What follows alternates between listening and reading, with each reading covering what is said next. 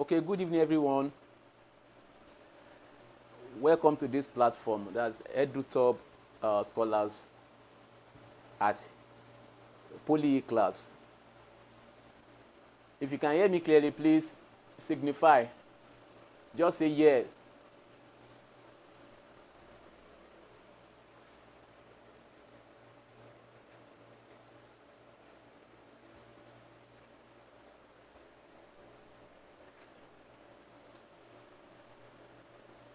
Hello, can you hear me? Okay.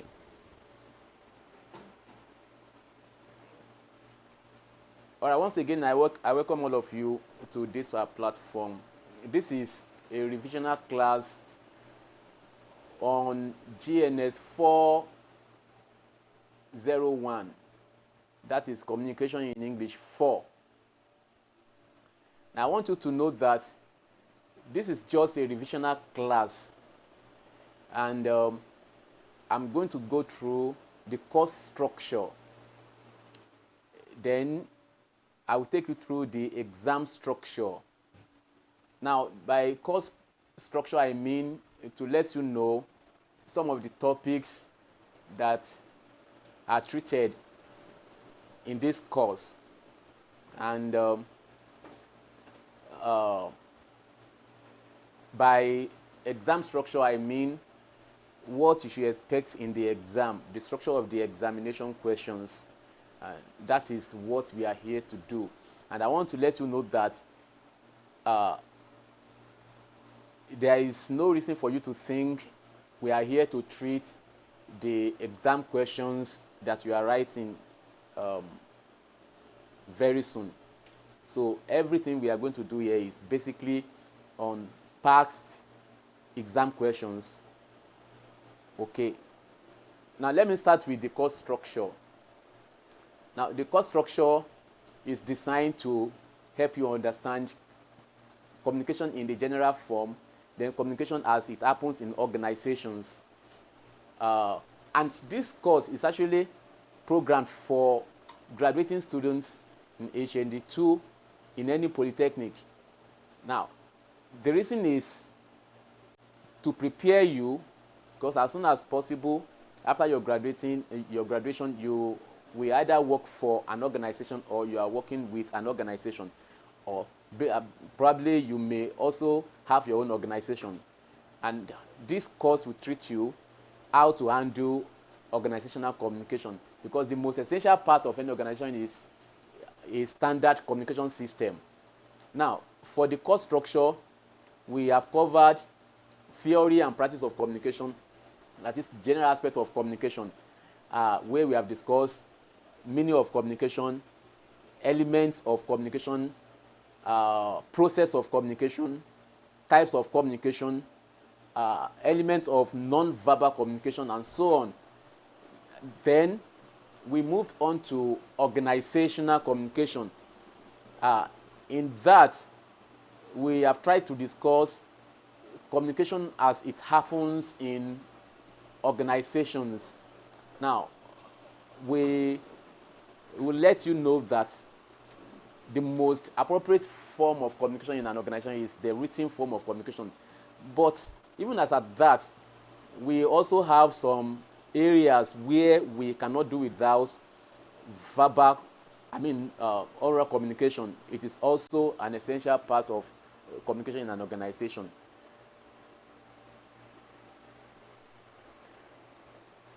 So, I want to be sure if the video is showing or only audio.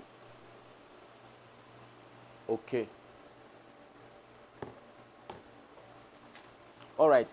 So that is the course structure. Then we moved on to leadership and followership theories. Now, under leadership, we have discussed meaning of leadership, types of leadership, theories of leadership, and so on.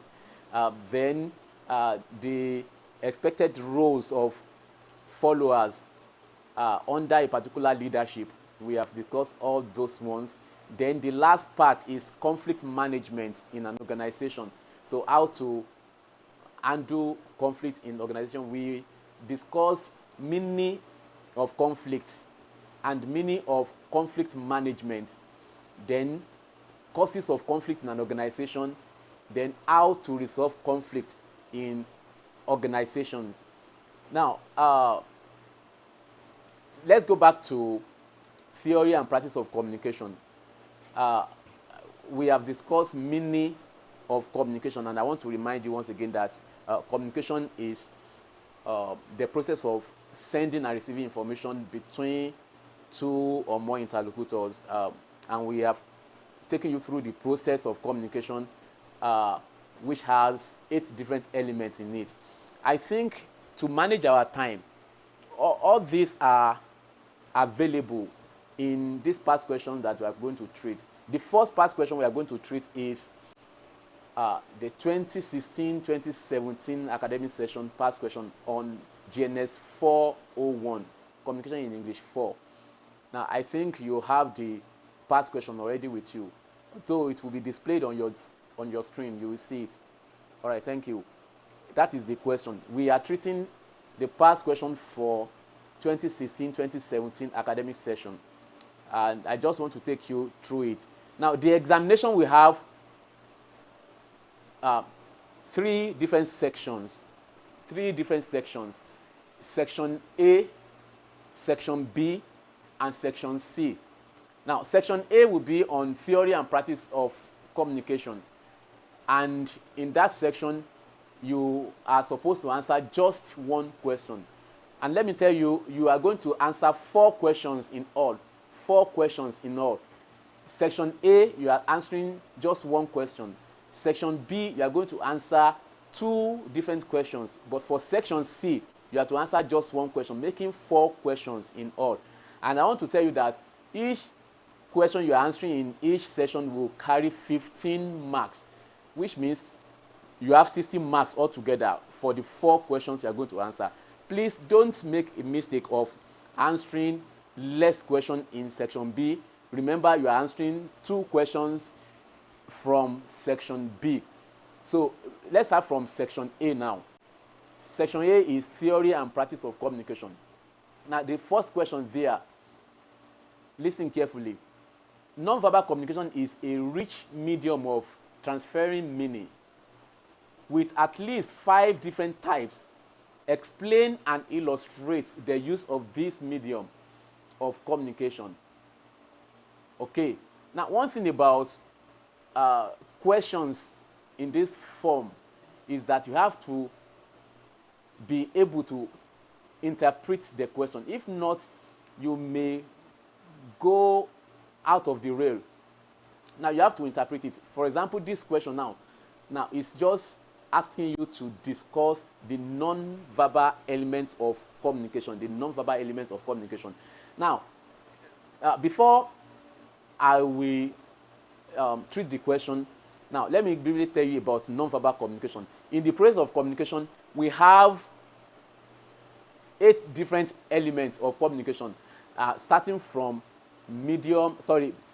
stimulus, then to sender, then we have the message, then we have medium, then we have channel, we have the receiver, then we have feedback, and the last element is noise. Now, remember I said medium, that is the 4th element. And I always say that it is a very, very important element in the process of communication, because if you make mistake at the medium, the whole process of communication may crash. Now, they are now asking us to discuss non-verbal communication, which is under medium of communication. We have 2 media of communication, basically. We have verbal communication and non-verbal communication. Verbal communication is subdivided into 2, which are oral communication and written communication. But the other aspect of communication, medium of communication, is the non-verbal communication, where you use any other means to communicate apart from written words or spoken words. Now, for non-verbal communication, we have several elements. I will mention about 5. For non-verbal communication, we have the kinetic element. Now, kinetic means using any part of your body to communicate. I have discussed this several times. that whenever you move any part of your body to communicate, like you wave, you shake your head, you move your shoulder,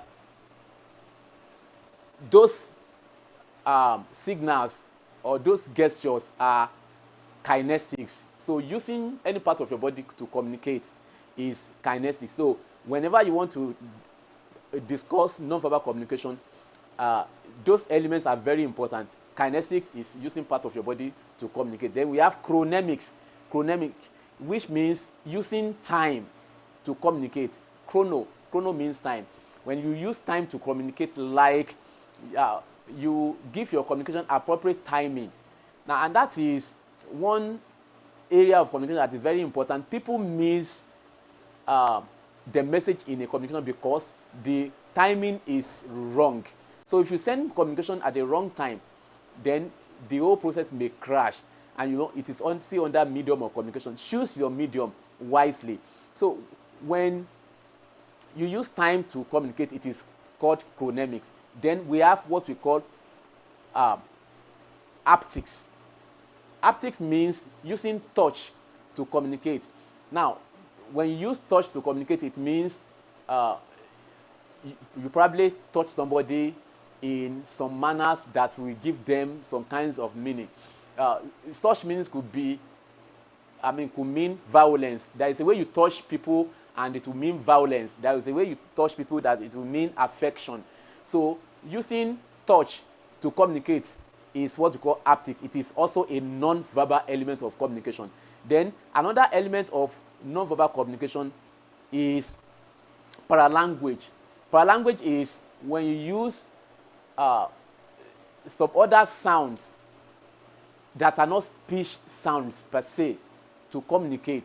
You are using paralanguage. For example, hissing means something to different people. When you hiss, it means something. Hissing is part of non-verbal communication. But another thing that is very important about paralanguage is that the vocal aspect of your communication, that is of your message, is very important. The way it is not all about what you say, but how you say it. That is what we mean by paralanguage. The tone. For example, you want somebody to do you a favor. Now, the way you say it may make that person do that favor to you. Like, sorry to use this Yoruba expression to buttress it. Yoruba will say, "Pẹ̀lẹ́ lako olabo." That is paralanguage. The way you say sorry could mean that you are just saying the sorry to let the person just go. So that is paralanguage. Then another non-verbal element of communication is proxemics.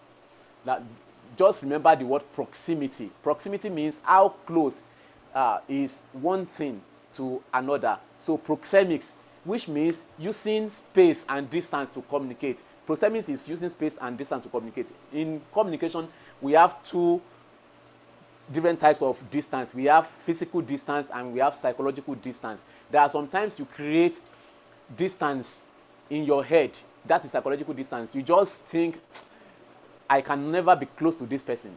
And everything you'll be showing will reflect that you don't want to be close to that person because it is already in your head that you cannot be very close. That is psychological distance. But in some other ways, you try to avoid some people getting very close to them physically. That's physical distance. So you can create the physical distance in your mind. You can also create it physically. But whenever you use distance to communicate or to let somebody know you are very close, or to let somebody know you cannot be close to the person, you are using proxemics. I've given several illustrations as regards that people whose minds are very close, when they are talking and third party is there, the third party will hardly hear what they are saying because their minds are very close. That is psychological distance. It has to do with mind. But the same set of people, when they have misunderstanding, there will be wide gap between their minds. And when their minds are widely apart, they have to shout on each other.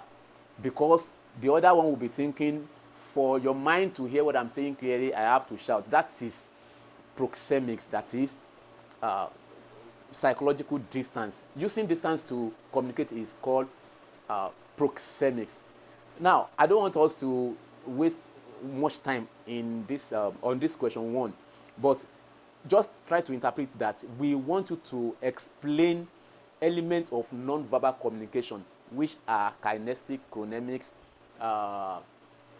paralanguage, haptics, and some others like that. Let's go to question number 2. Is there any question before we leave question number 1?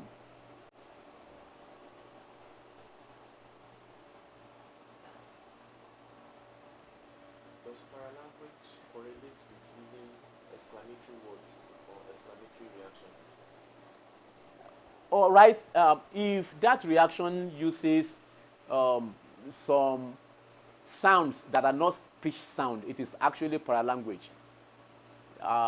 Expressing your feelings using some kind of sounds, and that sound will mean something definitely. So even when you say wow, now the person knows you are actually appreciating what you have seen. So we can also say it is paralanguage. Thank you. Any other question there? Now, somebody wrote prostemic. I did not say prostemic. I said proxemics, from the word proximity, proxemics. So then let's go to question number 2. Now, no meaningful communication can take place without the interconnectivity and interactions of the communication variables or elements. Discuss the validity of this assertion.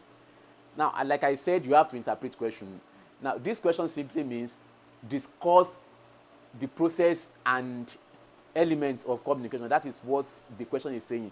Process and elements of communication. Like I've told you that there is no way you can discuss process of communication without discussing the various elements in the process. And I want you to understand that we have 8 different elements in that process. Now, the interaction of these elements will account for a successful communication process or communication instance. Now, if these elements do not interact properly, the process of communication will crash. That is what we want you to explain in this question. Like you have to start from stimulus. How stimulus reacts, how stimulus affects the sender. That is, how stimulus affects the sender, and the sender will immediately generate message when it reacts to the stimulus. Stimulus means anything that triggers you to say something, anything that pushes you, anything that makes it necessary for you to say something. That is stimulus. It will just drop something into your mind that you have to react to this thing. So that is stimulus. And once stimulus acts on you as the sender, then sender is the second element. You have to generate message, which is the third element. Now, when you have your message, now you have to decide on how to send the message, which is medium. That is number 4 element, medium. Medium means the actual form your communication will take, your message will take. You can package your communication using 2 different media of communication. That is either verbal medium or non-verbal medium. If you are choosing verbal medium, it means you are choosing between oral communication or written communication, which means we have 2 different media of communication under verbal communication, which are oral communication and written communication. That is for verbal. But for non-verbal, we have non-verbal elements like I have discussed earlier, chronemics, kinetics, paralanguage, and some other ones like that. You have to mention them. Please, if you are answering a question like this, you have to mention them.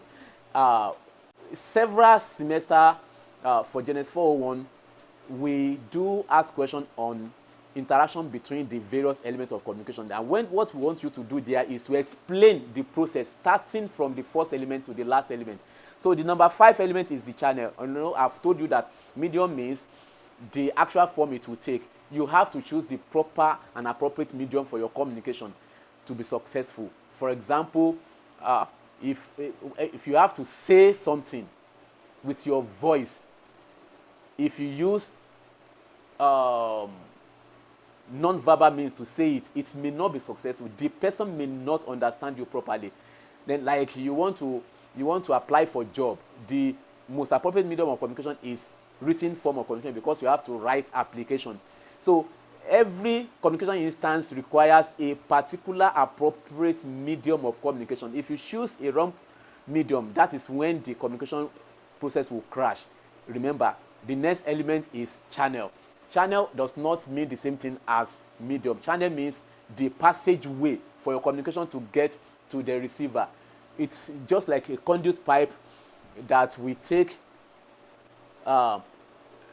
electric power into your house, or a pipe of water that will take your water from your well or from your borehole to your house. So channel means where your message will pass through to get to the receiver. So we can have face-to-face channel where you have to talk to that person face-to-face. That is in oral communication. Then you can have your phone as also as a channel in oral communication. Then in written communication, you can have email as your channel. You can have text message as your channel. You can have your WhatsApp chat as your channel. That is channel of communication. But when you are sending your message, the medium you are using is written medium of communication in WhatsApp chats. But if you send voice note, the medium you are using is oral communication, but you are using your phone as channel as well. Okay, so let's go to the next element, which is the receiver. The receiver is the person for whom your message is meant. Now, receiver receives the message and decodes it. That's why we call him decoder. And don't forget, the person sending the message is also called encoder, because you put codes together. When you are sending messages, you put codes together. Now, the receiver is the decoder. He receives the message. He tries to ascribe meaning to the message. In that process, he is trying to decode the message. So your message must be understood for the process of communication to be successful. All right? Then the next element is the feedback. Feedback is also very, very important, because it is the only element that gives you evaluation of your communication process. That is, either it is successful or not. You will know from the feedback. Now, feedback means the reaction of the receiver to the message received. Now, the reaction will give you a clear understanding of whether the person understands the message or not. We have two types of feedback, basically, which are immediate feedback and delayed feedback. Immediate feedback is very common with oral communication, because, like Yoruba will say, "Isoro ni gbese." That is oral communication for you. You get your feedback immediately. That is immediate feedback. But sometimes we have delayed feedback, especially as characterized by written communication. When you send message to somebody on WhatsApp, it's either that person did not see that message at that particular time. He or she will come back to it later to send feedback to you. That feedback is already delayed. So, but some scholars also identify zero feedback, which means there is no feedback at all. But it's also a feedback, because in some culture they say silence could mean yes. It means when you are silent about a message you received, it could also mean something. It's also a feedback. Now, the last element is called noise. The last element of communication is called, and that is the eighth element of communication. Now, noise means anything that hinders communication process, anything that tampers with communication, anything that distorts or causes distortion to the process of communication. That is noise. And don't forget, noise has several types, but we have discussed 4 different types of noise, namely physical noise, physiological noise, psychological noise, and linguistic noise. Physical noise means any noise in the environment of communication, any noise when you are engaging in communication process with somebody. In that environment, whatever gives you distortion is noise, is a physical noise. Physical noise could come from the sender himself. Like I always give example of a lecturer that wears an inappropriate dress to class will create noise to students. A female lecturer with skimpy dress will always create noise to male students in that class. So physical noise could come from the sender, it could come from the environment. If there is unnecessary noise, unpleasant noise in the environment of communication, that is physical noise. Then we have physiological noise. That is any noise as a result of damage to any part of your body that is used for communication. Any part of your body, like your eyes, you use your eyes to receive information, written information. You use your ears to receive information that is sound, spoken information.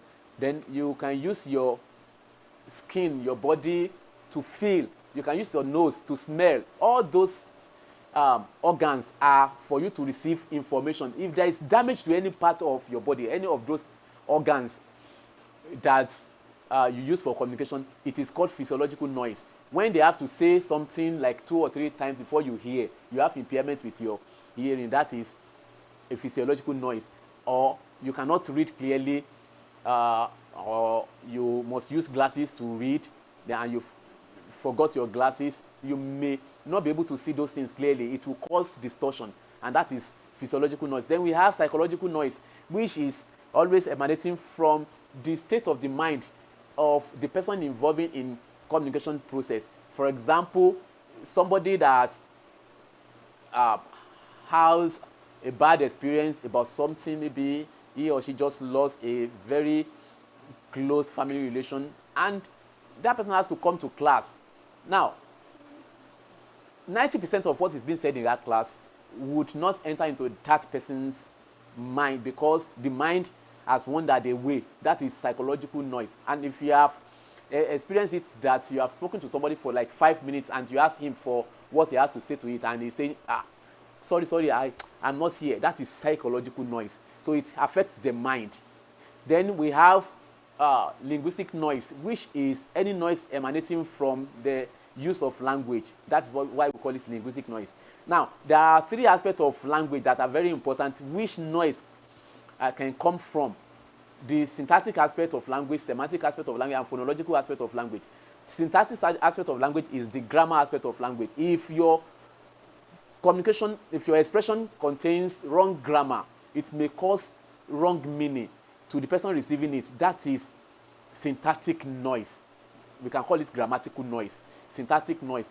Because the grammar is wrong, it is not correct, the expression is wrong grammatically, it may cause noise. The other one is phonological noise. Now, any noise as a sort of wrong pronunciation is phonological noise. Another aspect of language is the phonological aspect of language, where we learn about sound system of a language. So if you pronounce some words wrongly, it will cause noise.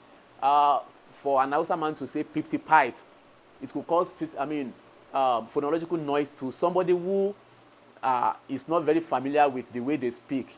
"Pipti pipti" and something like that. So it is phonological noise if the person being addressed cannot read meaning to it. It's phonological noise. Then we have semantic noise, which is very common with African speakers of English language. Now, we tend to speak English language from our perspective of Yoruba language. In that way, we do a lot of times Yoruba direct translation to English expressions.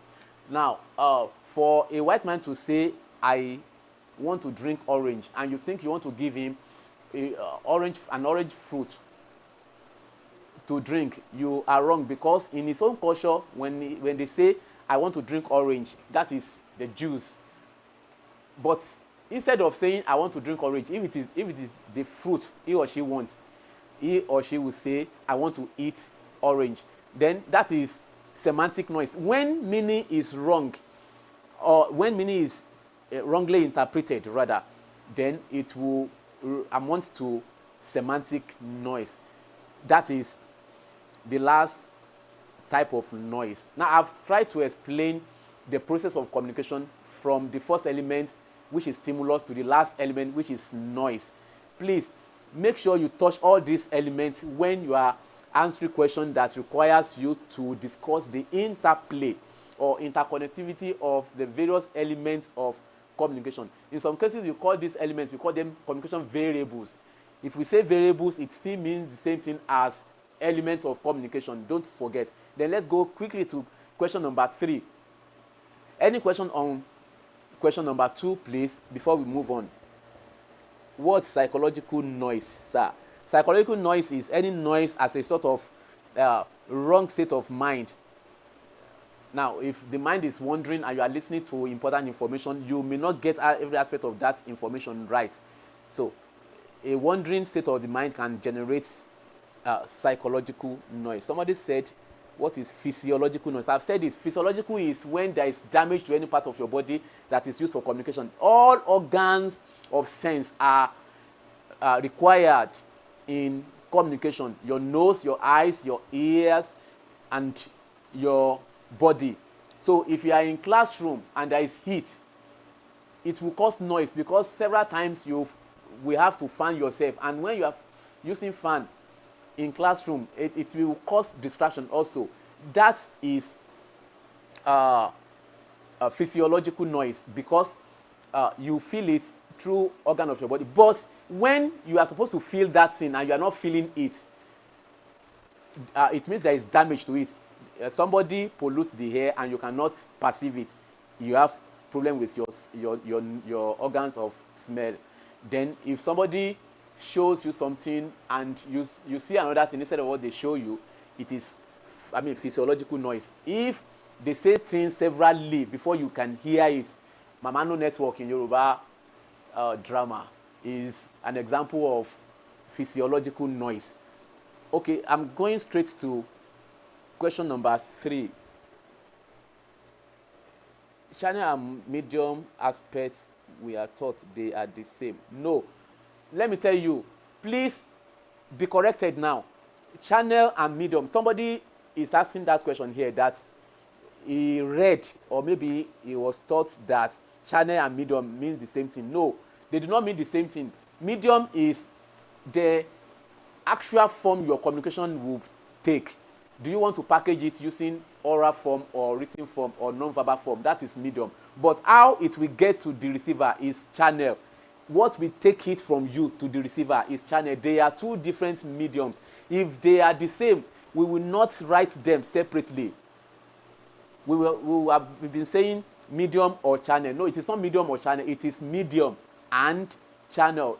Medium is the form it will take. Verbal, non-verbal. Oral, written, or non-verbal. But channel is the passageway for it to travel to the receiver. Please, time. Any other question there, please?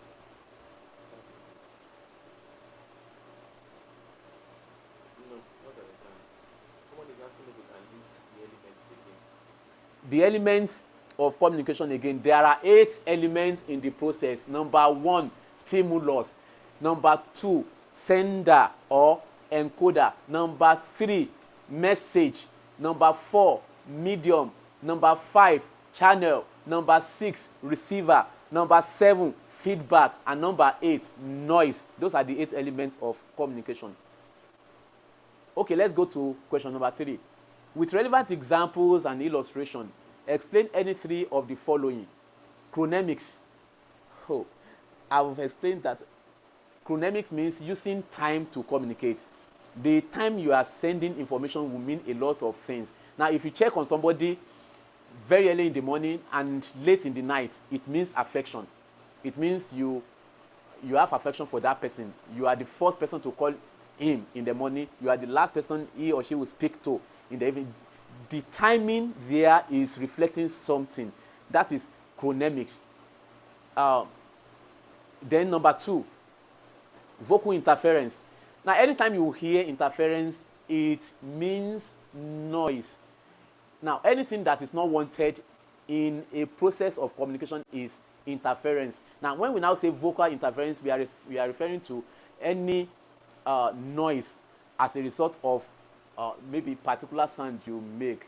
Let me say phonological noise is a very good example of vocal interference. Now, in some cases, I've given an example of one of my class reps that will say, "Chomit your achievement." Now, that is vocal interference. Now, the dialect, the local dialect is interfering with the spoken English. That is vocal interference. It may cause noise. And when there is interference, it may amount to noise. That's vocal interference. Then number 3, noise in communication. Anything that hampers or distorts or disturb the process of communication is called noise. It could be physical, it could be psychological, it could be phonological, syntactic, or semantic. So, but noise means anything that distorts communication, anything that causes distortion in the process of communication, that is noise. In any way you want to explain it, it should mean that something is disturbing this process. Something is distorting it. Something is causing distortion. That is noise. Then number 4, oral communication. Now, there are 2 subcategories of verbal communication, which are oral communication and written communication. So oral communication is a communication medium that uses sound, speech sound, to send message. That is oral communication. Whenever you use speech sound to send message, you are using oral communication. So you say oral communication is a communication process that uses oral sound to send information. That is for oral communication. Then number 5, Shannon and Weaver model of communication. Okay, now there are various models of communication. Please try and read at least 2 or 3 models of communication. There is no way we won't ask you question on model of communication in the exam. It may not be Shannon and Weaver. It may be David Barlow. It may be Aristotle. It may be Scrum. Any of the models. Just make sure you read 2 or 3 models of communication that you can explain perfectly.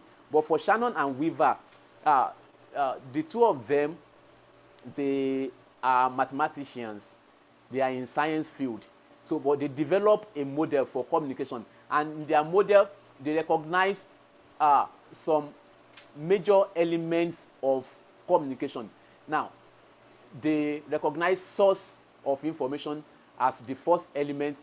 Then they recognize the transmitter. That is the element that will transmit the information to the receiver. Now, if you understand it clearly, that transmitter still means the channel for which, through which the message will get to the receiver. And they also identify another element which is different from what we know to be noise. They call it noise source.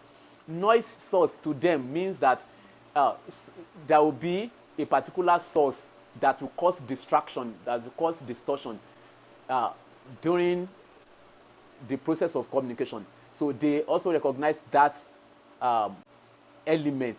But one thing about their communication is that they did not recognize the place of feedback in their model. There is no place for feedback.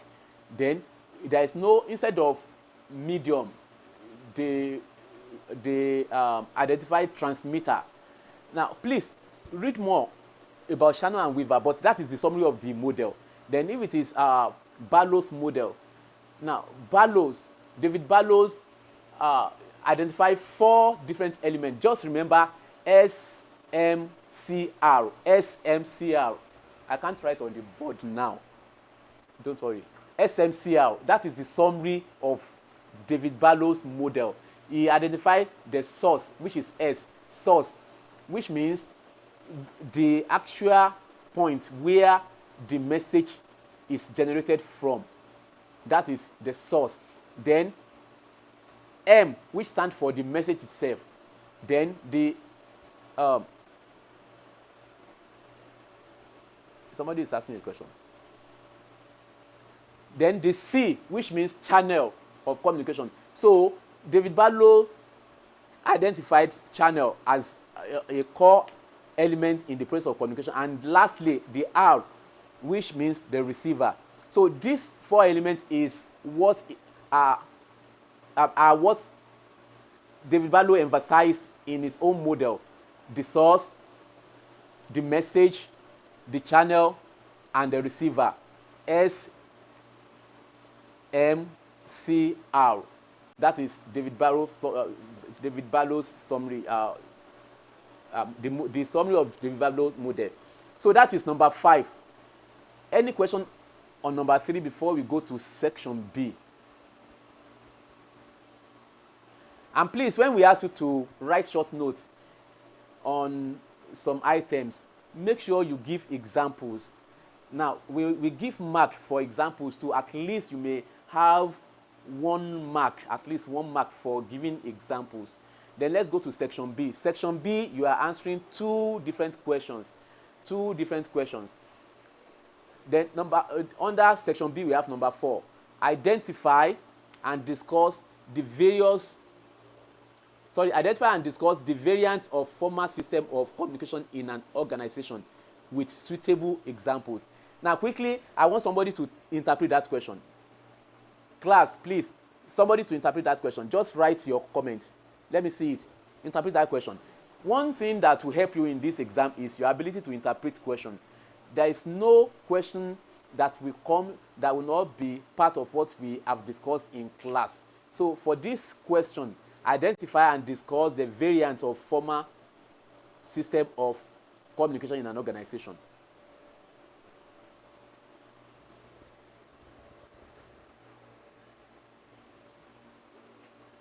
Any question there? Any reaction there?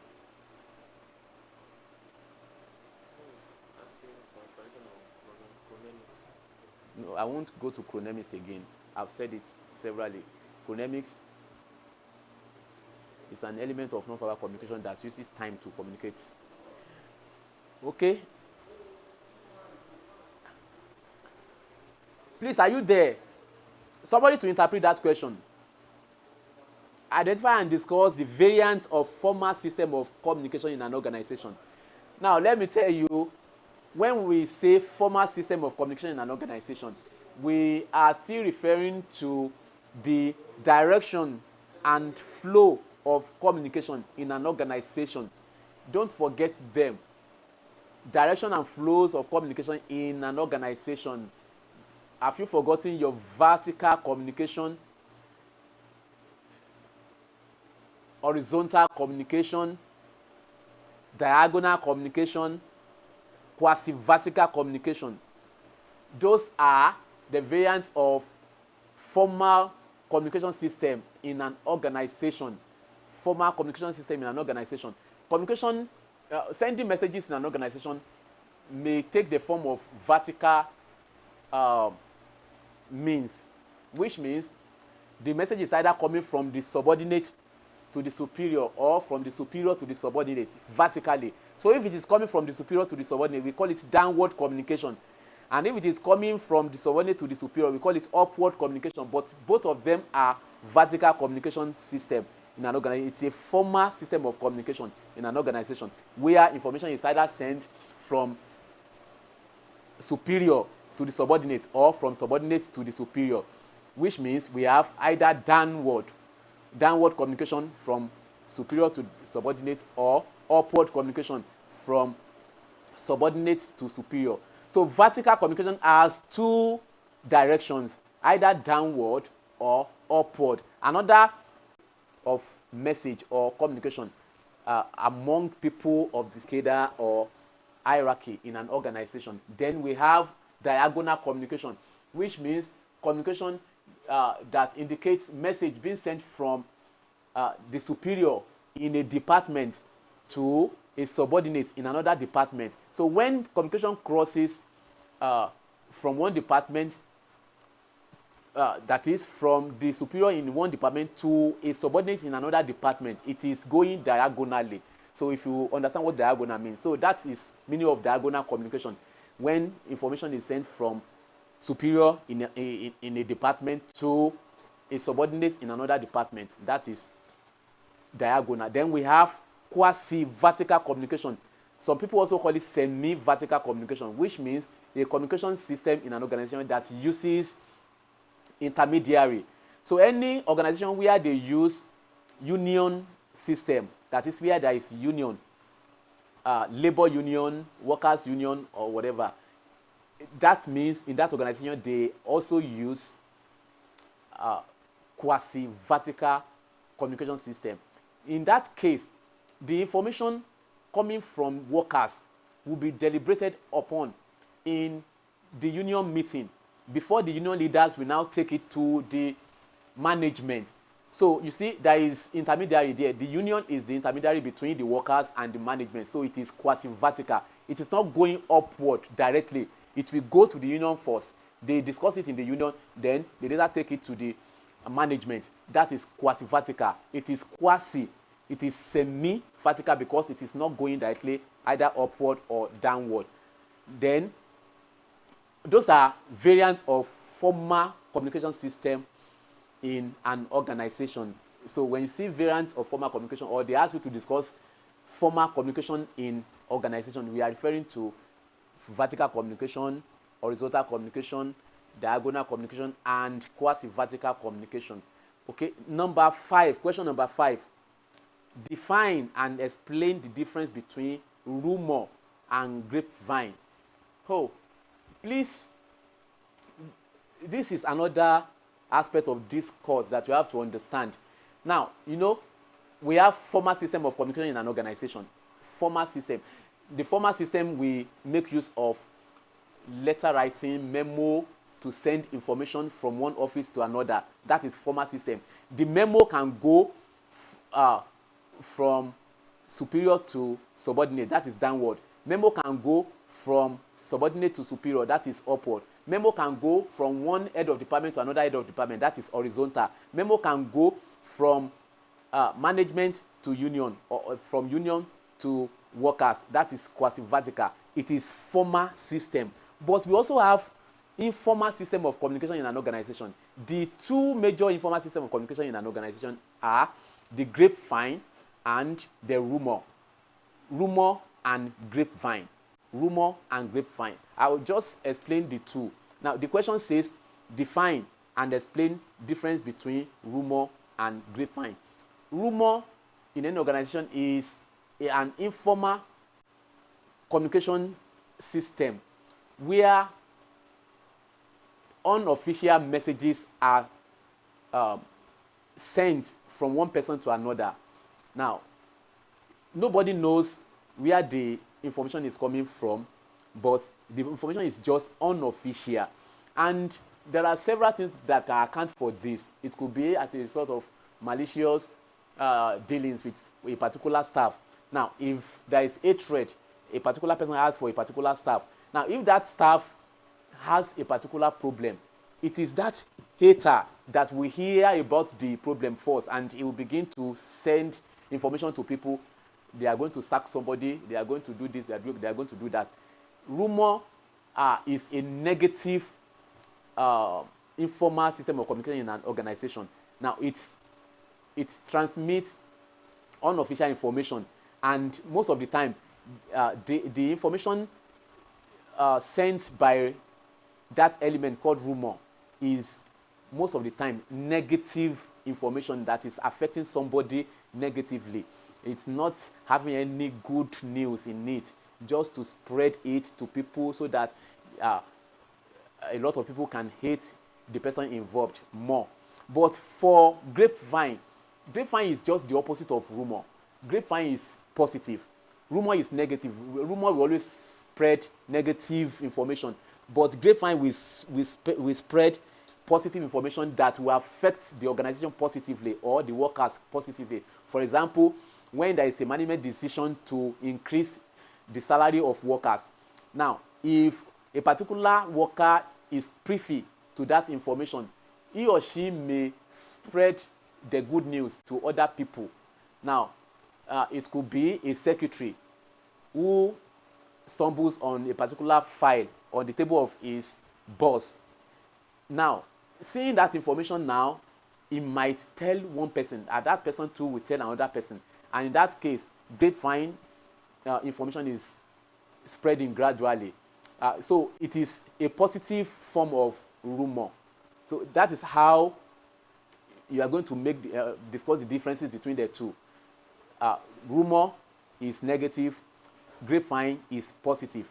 Rumor affects individuals, but grapevine usually affects general workers in a particular organization, like increments in the salary or like a particular policy that is going to affect the workers positively. Although in some cases, grapevine can help the workers to quickly have union meeting if the policy is not if the policy is not what they actually want prior to that time. So, but it is also a good thing that they have heard the information before the management will bring it out. So that is the difference between rumor and grapevine. Then number 2, that is 5B. With good illustration, explain the reasons for grapevine activities within organization. Okay?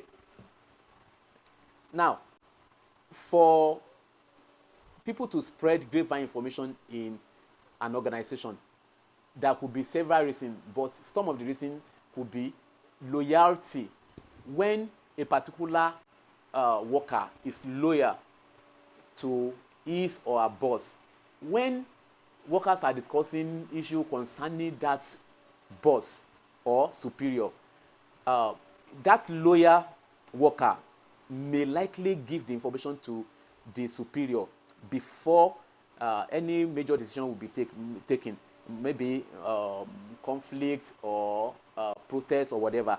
Now, that is why management will take proactive measures against some actions in an organization, because there will be a particular person that is always loyal. After the union meeting, that particular worker will go to a particular superior or even somebody in management to tell him or her about the major decision taken in union meeting.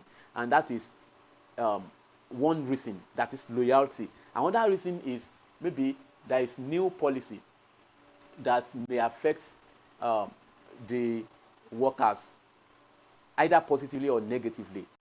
The grapevine information will spread quickly. That is another reason. New policy may generate grapevine messages within an organization, and some other reasons as such. Question number 6. Is there any question I have to attend to? A positive form of rumor is called grapevine. Yes, you are correct. All right, let's go to number 6. Both the interviewee and interviewer are stakeholders in an interview with expectations of different roles. Identify and explain any 5 roles expected of the duo in an interview. Another aspect of this course that we usually examine you on is interview. Please, after today's class, whenever you want to do your revision, make sure you read something about interview, meaning of interview, meaning of interviewee, and meaning of interviewer. Now, if you don't understand those terms, you may not be able to answer the question. Interview, that is a session of interrogation during the process of recruitment in an organization. That is interview, where a particular panel or group of people will invite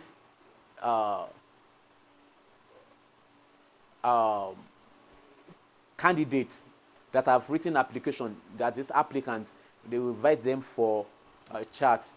Now, such chats will bring up several questions that the applicants will have to answer. So in that process, the interviewer has some roles, the interviewee also has some roles. The interviewer is the person that wants to interview you, the management of the organization or the recruitment team of that organization. Those are interviewer. You, as a person, as an applicant, is the interviewee. So, as a person that is going for interview, what are the roles? What are those things you should have in mind? That is what this question is saying. What do you have to prepare? Number one, any interview in any organization is a formal communication system. So you have to dress formally. Your dressing should be strictly formal. Unless you have been informed to dress otherwise, it is always strictly formal dress code. That is number one. Number two, make sure you understand some things about the company or the organization that you are going for an interview with. So understand what they stand for. Understand some of their policies. Make sure you understand major things about the organization. That's number two. Number three, make sure you get to the interview venue early. Don't go there late. Go early to interview venue. Number four, make sure you comport yourself. You have confidence in yourself. Your look does not look like you don't have confidence. Make sure you are wearing a face that shows confidence. Then make sure you are not the one that's going to take the seat yourself until you are asked to sit down. That is when you sit down, when you get to an interview venue. Then make sure you ask for clarification of any expression or any question you do not understand. Don't assume that is what they are saying. If you are not sure of what they are saying, ask question. Ask for clarification. Excuse me, did you mean? Excuse me, can you say that again? But make sure you are polite in your request in that regard. Make sure you also ask questions about the organization. Make sure you also display the level of knowledge you have about your organization. And in some cases, if they do not talk about your take home after employment, you can also ask about that. It is allowed to ask that in an interview. So those are those are the roles of the applicant, the interviewee in an interview. Let's quickly go to number 7. Number 7, write short notes on the features and procedures of any 3 of the following. Write short notes on the features and procedures of any 3 of the following. Now, one thing you also need to revise this night. I gave some people assignments of this. Now, if not all of the classes, I think some of them, I said make sure you are able to differentiate between debate, seminar, symposium, conference, and meeting. Those 5 items are very important. Take note of them now. You can write them down. Write them down. Make sure you're able to differentiate between debate, seminar, conference, symposium, and workshop. Make sure you are able to differentiate between them. So the procedure for organizing each of them are very similar. They are very similar. So, but the major thing is that you should be able to differentiate between them.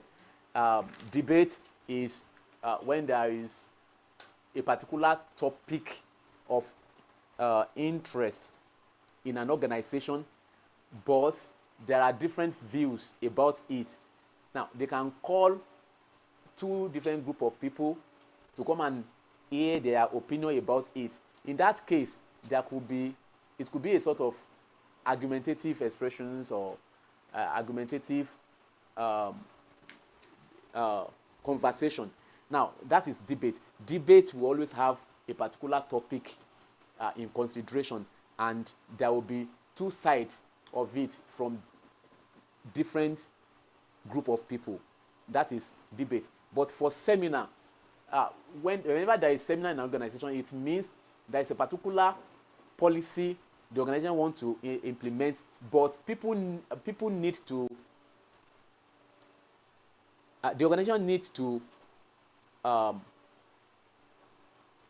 let people know or let people understand certain things about that policy.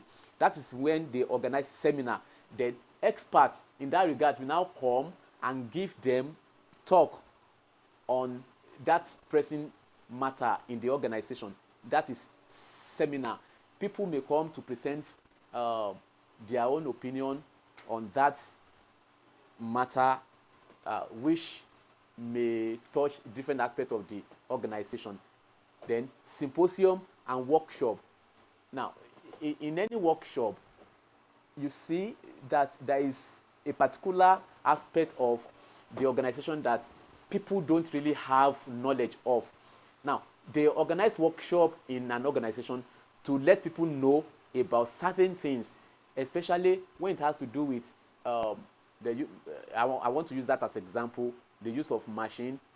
For example, when students don't understand how to use Porter, there could be a workshop to teach them how to use, how to go through their Porter to do different things, registration or whatever they want to do. There could be a workshop to let them know how to do it.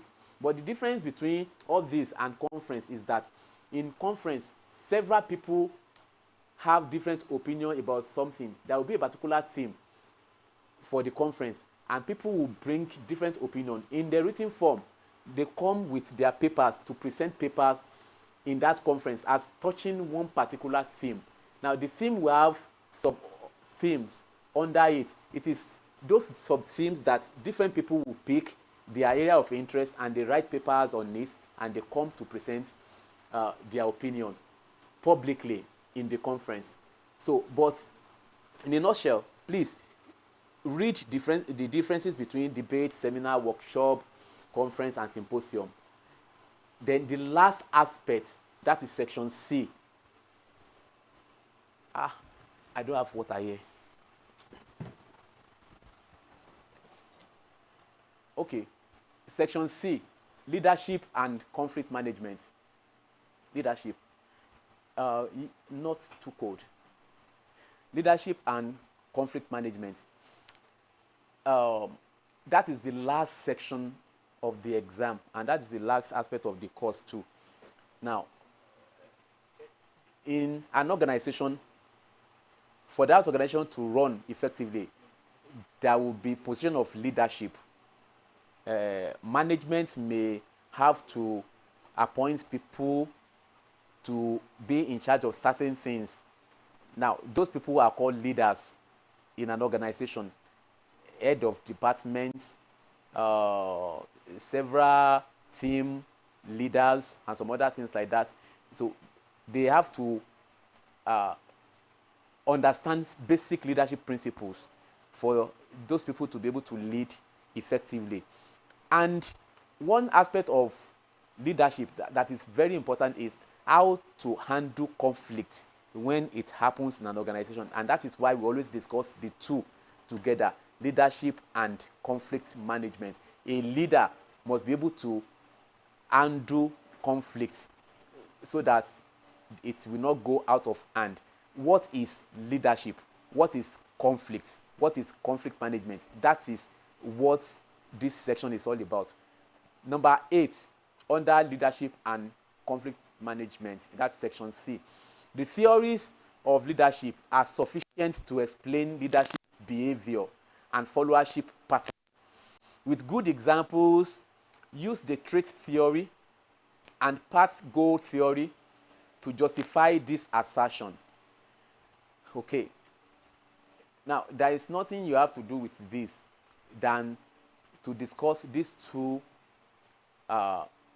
leadership theories. There are several leadership theories that we have discussed. For example, the trait theory, contingency theory, followership theory, and so on. So, but for trait theory, now trait theory, there's one expression that always explains the trait theory, which says leaders are born, not made. Which means a leader, a potential leader, will have some traits in him that will already show him to be a very good leader. before anybody will even think to nominate or suggest. Now, they already see it in him. And before you know it, several people will suggest such person in an organization that he should be the leader. Now, because he already has those traits in him. So trait theory is saying that leaders already have some traits in them that portrays them as good leaders. Even before anybody would nominate them, people already know that they are leaders. So for such traits or for such characteristics, now you will notice that such people will have some kind of confidence. Such person will have integrity. Such person will have emotional intelligence, that is to handle situation when it happens. Now, those traits, those characteristics are in the trait theory, that any person that possesses such traits or characteristics are potential leaders anywhere you see them, which means leaders anywhere you see them already possess certain traits or features that will mark them out as a good leader. That is what the trait theory is saying, that they are born with such traits, and whenever you see them, they have such traits as confidence, integrity, emotional intelligence, and some other things that will characterize a good leader. But for path-go theory believes that a leader leads effectively by his ability to give incentives and motivation. Now, in path-go theory, you see such leader that will always make people do things because those people believe there is something waiting for them as remuneration after engaging in such task. So such leader are those that belong to the school of thought that we call path-go theory. So in path-go theory, leaders always give incentives to make their followers do a particular task that is given to them.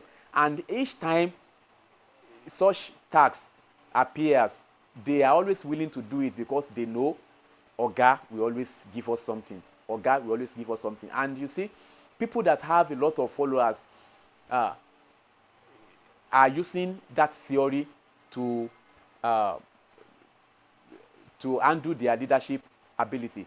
Now, in politics, if you see people that every morning, early in the morning, people are already waiting for them to open door, and they are sitting to welcome them to say good morning, it's because that person is giving them something. That person is giving them incentive. He can send them anywhere. He can be very sure that they are loyal to him because he is always giving them incentive. That is what path-go theory is saying, that a leader performs very well by the use of incentive and motivation to his followers. So trait theory and path-go theory are two different theories. They do not have similarity in any way. Trait theory means leaders are born with features or characteristics that will make them become leaders. But path-go theory says that people recognize leaders that motivate or give incentives to their followers. Those are the two theories. Then number 9. Let's go to question number 9.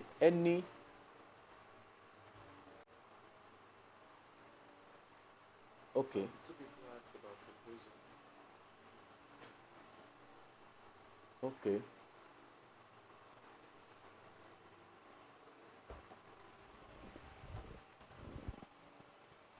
Debate where there is a particular. Okay.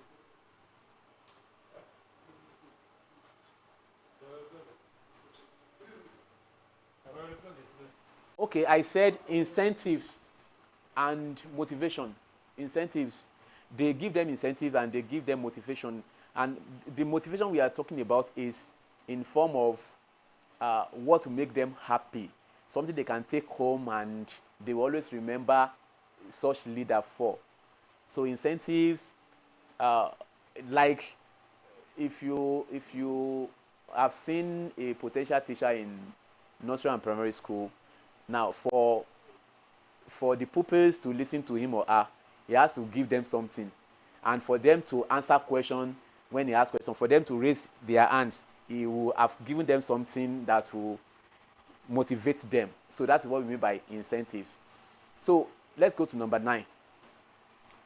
Conflict is inevitable in an organization and is sometimes a catalyst for change. In light of this, number 1, define conflict. Number 2, explain 4 potential causes of conflict in an organization. Number 3, explain 3 possible methods of resolving conflict in an organization. Okay, quickly let's discuss that. I think we are going beyond 1.5 hours now. I want to make the discussion so fast now. Now, one thing I want you to understand about conflict is that whenever you hear the word conflict, it does not mean something negative. In fact, conflict is a very good thing. And that is why in some universities where they study conflict, it is always studied with peace. They say peace and conflict, because one depends on the other. Now, don't forget the popular saying that says, if you want peace, prepare for war. For peace to come, there must be conflict. So conflict is not a negative element. It's not a negative thing in an organization. It is positive. It's a catalyst for change in an organization. Wherever there is no conflict, it is very difficult to develop. So whenever you hear conflict in an organization, it is different from the conflict you see on the street. It's not a street fight at all. Conflict in an organization means a state of disequilibrium or contrast among workers and management in an organization. So when there is disagreement on certain things in an organization, that is what we call conflict. It does not mean people carrying cutlass and machetes, and that is not what we mean by conflict in an organization. It means a positive thing, something that can bring change to an organization. But in the first stage of it, there will be disagreement, there will be misunderstanding, there will be contrast. So between the management and workers, that is what we call conflict. So it is a state of disequilibrium or contrast between the leaders or management and the employees in an organization. So we are done with number 1, 9.1. Then 9.2, explain 4 potential causes of conflict in an organization. Several things can cause conflict in an organization. Number 1, innovation. You may be surprised that innovation can cause conflict. Innovation is one of the things that can cause conflict in an organization. When they bring new idea, especially in this era of technology, to an organization, people are lazy to learn new idea quickly.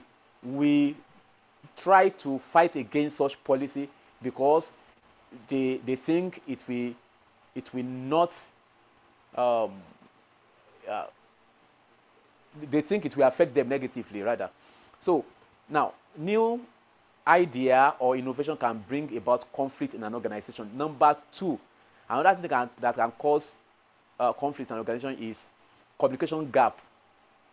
Communication gap between employees and management can cause conflict in an organization.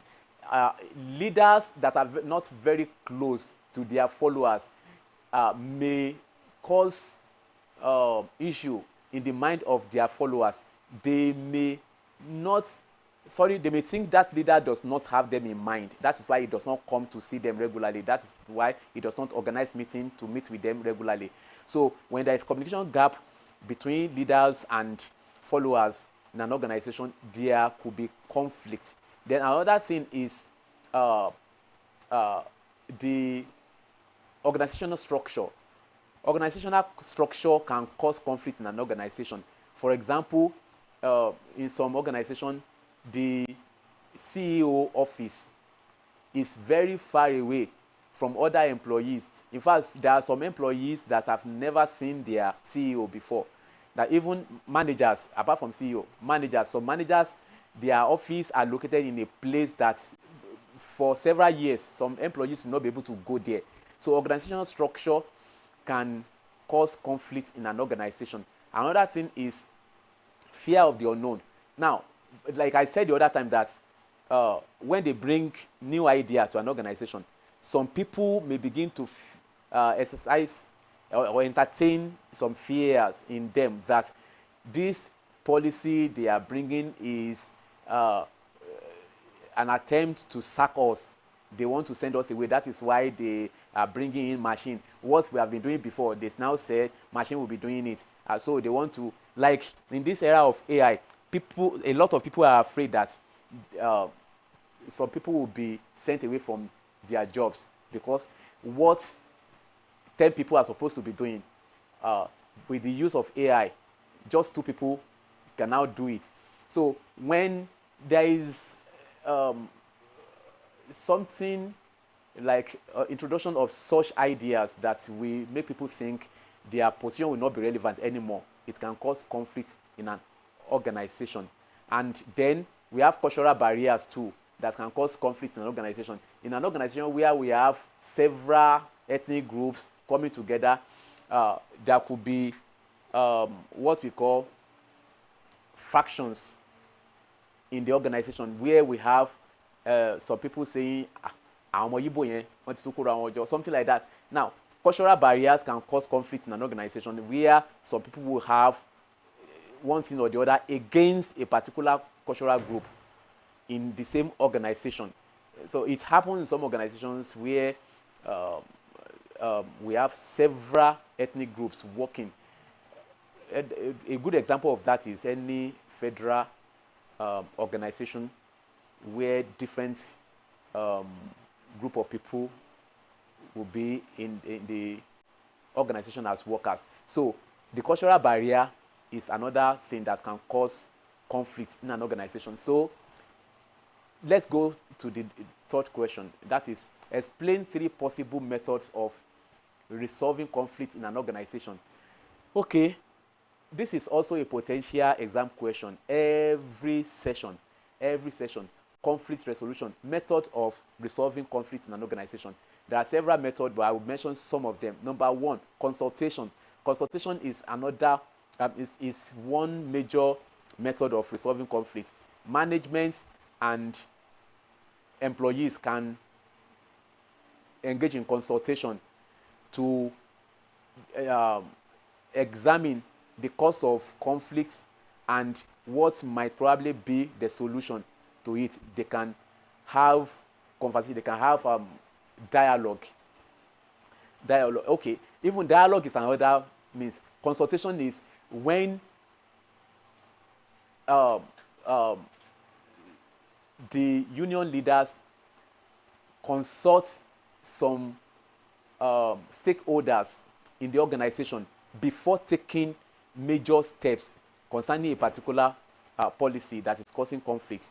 That's consultation. But dialogue is when the management and union leaders or even representative of the employees have conversation together. That is dialogue on how to go about that major matter that is causing conflict in an organization. That is dialogue. Another thing is to resolve conflict in win-lose method. Win-lose method. That is, one party will win the conflict and the other party will lose in the conflict. In some cases, when the employees are asking for increments in their salary and they demand for a particular percentage of increments, like 30% increments. Now, at the end of the day, the conflict may make management decide that, okay, we are going to give you, and immediately they may implement such increments, and the workers will be happy. That means the workers won, and the management, one way or the other, lose. That is lose-win method. But sometimes it will be win-win. In such case, it means after the dialogue, they share the percentage, maybe 50-50 or in a way. Now, we cannot pay that, but let's do it this way. Instead of 50%, let's make it 25%. At the end of the day, the workers will also be happy, but the management did not lose completely. So that is win-win. But in some cases, if such does not work, it will lead to the other side of conflict, now which may make management lose some potentials in the process. But in a nutshell, now consultation, dialogue, win-lose method, win-win method, they are major method we use in solving or resolving conflict in an organization. In the exam, we will not ask you to discuss more than 3. Most time, look at now. For in this question, explain 3 possible methods. So you may list more than 3, but you may not have to discuss more than 3 methods of conflict resolution and organization. The last question under leadership and conflict management, number 10. Write short notes on any 3 of the following with germane examples. Laissez-faire leadership style, bureaucratic style, pseudo-democratic style, win-win method, exploitative authoritarian style. Now, these are always, these are various styles of leadership. Now, let me use this opportunity to tell you that there is a big difference between theories of leadership and styles of leadership. Now, when we ask you a question on theories of leadership, we want you to mention things like trait theory, contingency theory, path goal theory, and some other theories like that. But when we say leadership style are various styles of leadership, like how a particular leader will handle his followerships, his followers rather. Now, laissez-faire is one of them. In that case, a leader gives free hand to workers, and he assigns roles to some of them to take decision on certain issue in the organization. He only gives them little supervision. So he makes them do several things themselves without just having to supervise them or having to criticize them in any way. So in laissez-faire, the leader gives workers free hand to take decisions on certain matters in the organization. Then for bureaucratic style of leadership, this is a type of leadership where the leader will make the workers or the followers follow due process according to hierarchical order or structure of the organization. Now, they will have to follow due process. Whatever is the structure of the organization is what a bureaucratic leader will follow in his style of leadership. So this kind of leadership will always have everything on paper and they will follow it to letter. Every worker will do it the way it is supposed to be done in the organization. But for pseudo-democratic style of leadership, this leader will appear to be like a democratic leader, but in the real aspect of it, he is not democratic. Now, he might just come up to seek the opinion of the followers in some cases. But before he comes to do that, he already has his decision in mind, which means he will only come to let them feel like they are contributing to organizational matter. But in his own mind, he already has his own plan how to go about several matters. So pseudo-democratic style of leadership is referring to a leader that pretends to be democratic, but in a way he is not. That is pseudo-democratic. Leader that pretends to be democratic, but in a way not democratic. Now, win-win method. Win-win method is a method of conflict resolution where there is a balance between the two parties in conflict, there is a balance. The two, nobody is losing. Everybody is winning. The management is winning and the employees are winning too. The leader is winning, the followers are winning too. So that is win-win method of conflict resolution. This method makes everybody happy in the organization. It will ensure good relationship between the management and the workers, because nobody has anything to lose. The management is okay with the decision, then the employees too are okay with the decision. That is win-win method of conflict resolution. Then the last one, exploitative authoritarian style. This style of leadership, we always enforce things on the followers. Now, it does not give them room to hear their own opinion. It does not give them room to take decisions on their own. He is the one in charge. He is authoritative in his style of ruling or in his style of leadership. So that is authoritarian style of leadership. Now, but the major thing is for you to be able to differentiate between theory of leadership and styles of leadership. Theory of leadership is this type of leader. Under what theory can we categorize him? Now, is it trait theory? That is, can we say that he has some ability in him, some characteristics in him that has made him become the leader? That is what we mean by theory of leadership. Or this type of leader, did he become leader because of certain issue in the organization that needs resolution or that needs attention at that time? That is why he became the leader. That is leadership theory. But for leadership style, how is this person leading the followers? What method of leadership is he using? That is style of leadership. Style and method of leadership, they mean the same thing. So in that case, we have laissez-faire, we have autocratic leader, then we have pseudo-democratic leader, we have democratic leader, we have bureaucratic leader, and so on. So make sure you are able to explain the difference between theory and style of leadership. I will just take a few questions and I will tell you about the structure of the exam again. Thank you. God bless you too. Okay. All right, thank you. I appreciate you too. How can conflicts be detected?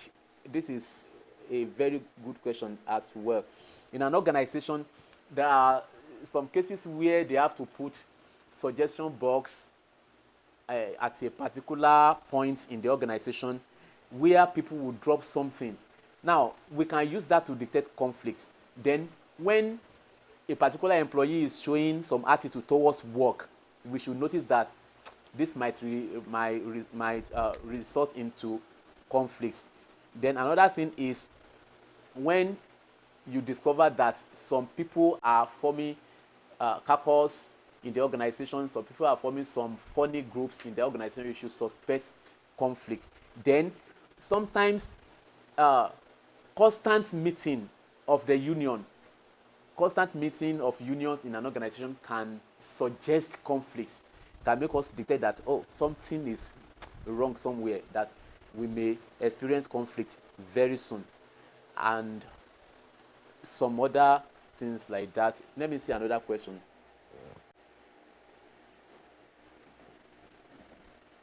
You taught us in our class that great man theory posits great leaders are born. And okay, sorry, you see, there is another theory we call great leader theory. It is very similar to trait theory, but it's not the same thing as trait theory. In great leader theory, such leaders are born, not that they inherit such traits from their parents. Their parents may not be able to kill even a cockroach, But this kind of people, you will not know where they inherit that kind of confidence and ability from. So they are just born with that ability. But in some cases, you see, when traits are inherited from parents, we can trace that to trait theory. But great leader theory, they do not have any similarity with their parent at all. They are just born with that ability. We have people, you see, legends are some people that are, how do we call them? Now, legends or what? Legends, like people like Moremi, people like Lisha B. Yes, icons. People like Lisha B, people like Shonwu Ogbomosho, they are product of great man theory, not trait theory. So many of them, their parents were not like that. They were just born with that ability, without any trace. But for trait theory, there is similarity between such people and their parents. They inherit such traits from their parents, like integrity. Some people that their parents cherish integrity so much. You see that child too, when growing, we always ensure integrity in his dealings. So it is traceable to trait theory. But people that are born with that ability without being traceable to their parents, they belong to the great leader theory. That is the difference. Now, sir, factors that can hinder communication effectiveness within an organization. That is barriers to effective communication in an organization. Barriers to effective communication, one of them is gatekeeping. Gatekeeping means some people that are in charge of relaying information to appropriate quarter, they may decide to delay such information because they believe they have such power and they have something against that person that is sending that information. Now, they may delay the information or they may keep it away. That is when they say they keep something under carpet in an organization. It is the work of gatekeepers in an organization. So communication will not get to the destination when there is gatekeeping. Then please, you may have to read that quickly before you go to exam. Please, barriers to effective communication in an organization. So another one is information overload. Now, when a particular messenger, that is the person that's supposed to carry message from one place to another, has been overloaded with several information, he might leave out some part of the information, maybe out of loss of not loss of memory actually, but we call it information overload. You cannot handle information more than what your capacity, your intellectual capacity, or what we call your information ability can carry. When a messenger, an HOD asks the messenger to go to several departments, and in that case, is going to deliver different messages, especially when such messages are oral messages. He might forget some of them. Then even in the case of written messages too, memo, take this memo to this department, production department, take this one to human resources department, take this one to... Now, before he or she knows it, some of the information will be left out. We call it information overload. That is another barrier to effective communication in an organization. Then, what else? There are several of them. Before the end of the class, let me attend to some other questions. I may tell you some again. Okay.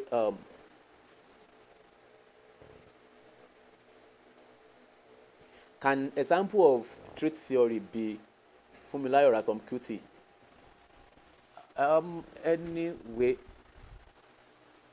yes, I can say yes. Now, Kuti families are known to be icons in the society, and now it is very possible that the children, the descendants of that family may inherit some traits from their parents that will make them become leaders. So thank you for that example. It's a very good example of trait theory. Okay, I can't see any other question here. I think we have done justice to this past question. I thought we'll be able to take 2 past questions, but as I'm looking at it now, I won't be able to go through the second question. I think somebody already asked a question from the second one. Now, please check. Some of the questions have been treated. Some of the questions in the first one, in this second one, has been treated in. Okay.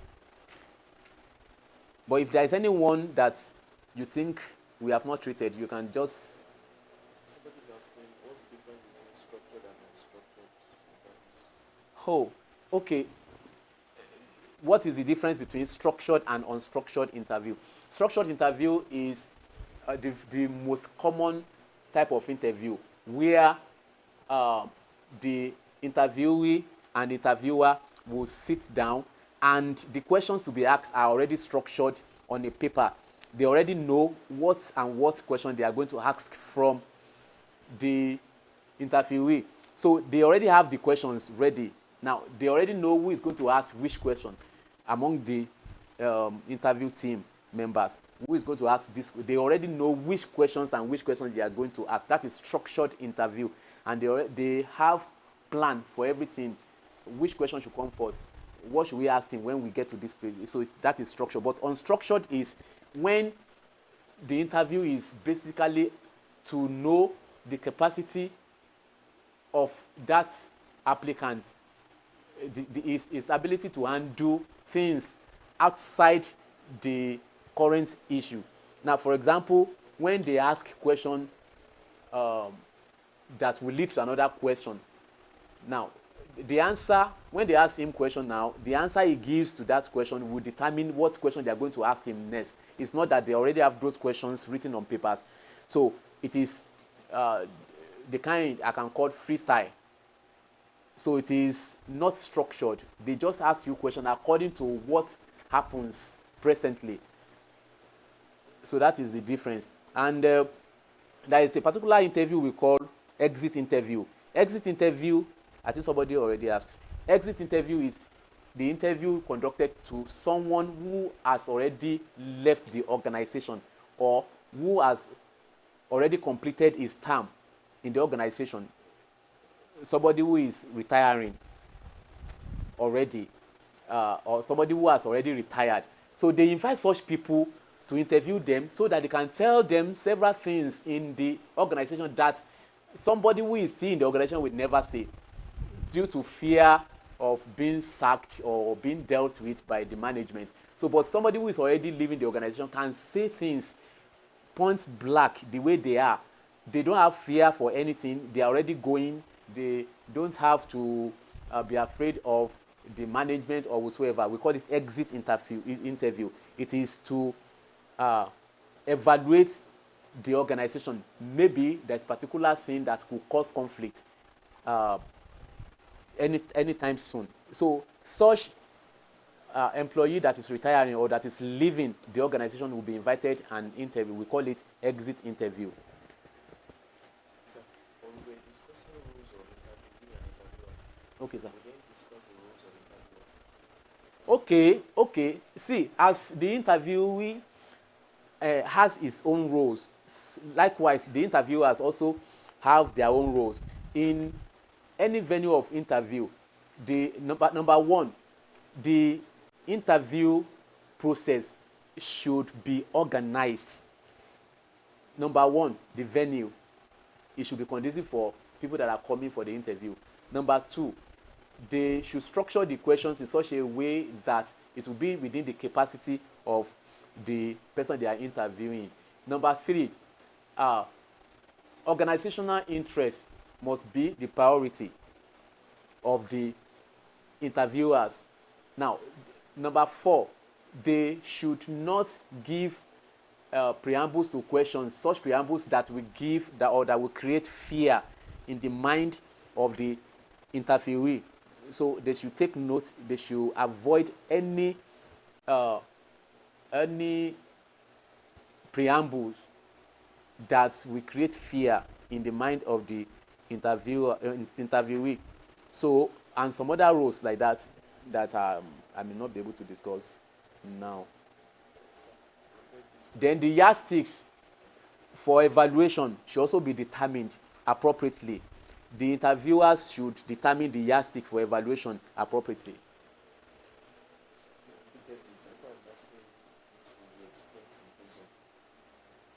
They're asking, okay, symposium. Symposium is very similar to workshop. In a symposium, the organization may invite experts on a particular field. Now, to come and give a kind of enlightenment to certain group of workers in an organization.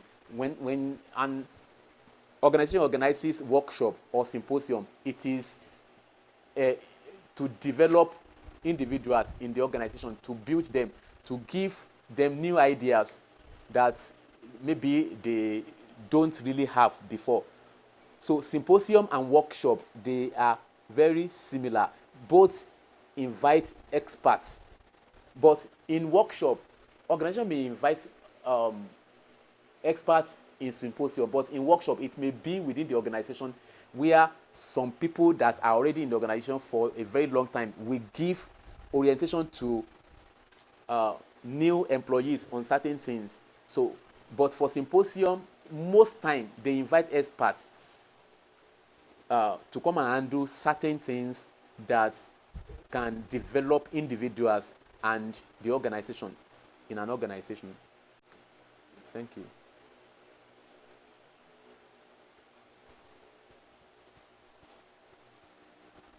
What the interviewer should consider in an interview. That's what I've just explained now, the roles of the interviewer. Yes, I've spoken about that. Okay, any other question that I may not see here? Okay, so once again, the exam is going to have 3 different sections, section A, B, and C. You have to answer 4 questions in all. 4 questions in all. Section A, 1 question. Section B, 2 questions. Section C, 1 question. So 3 questions in all. Where we ask you to answer 2 questions, please make sure you answer 2 questions. Then where we ask you to discuss 2 items out of maybe 5, please make sure you don't discuss more than 2. That may also affect you. So the section A, theory and practice of communication, 1 question. Section B, organizational communication, 2 questions. Then section C, leadership and conflict, 1 question. So I hope you understand the structure of the exam now, and this will help you greatly. So for those of you that may still have questions, can we see the questions after this? Yes, we can drop. You can still drop your questions. I will answer some questions before I sleep, but that will not be oral expressions. It will be written. I will type your answers. You will see them. Okay, thank you, everybody. I wish you best of the luck in your exams. I wish you best results. Good night. Peace time. Thank you very much.